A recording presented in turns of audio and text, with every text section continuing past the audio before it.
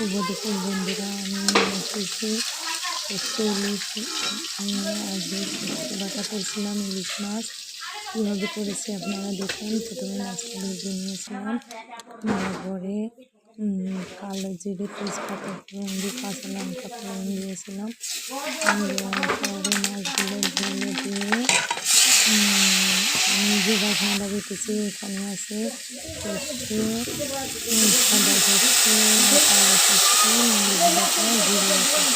এটা আমি জল দিয়ে গুলাই নিয়েছি, কারণ সর্ষে যত স্মুথ করে বাটেন সর্ষে যে শসাটা যদি জল দিয়ে এইভাবে গুলাই নিয়ে কিছুক্ষণ রেখে দেন, তাহলে দেখবেন নিচের দিকে এই শসাগুলো পড়ে থাকবে। তখন এই শসাগুলো আপনারা ফেলে দেবেন, কারণ এই শসাগুলো ফেলে পরে গ্যাস বাড়ে, বদ হজম হয়, যার কারণে আমি ওটাকে ফেলে দিই।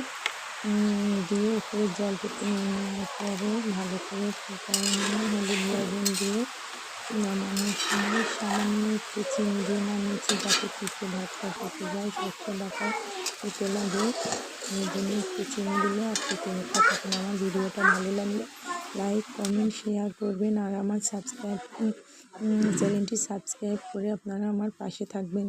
ধন্যবাদ সবাইকে, ভালো থাকবেন সবাই।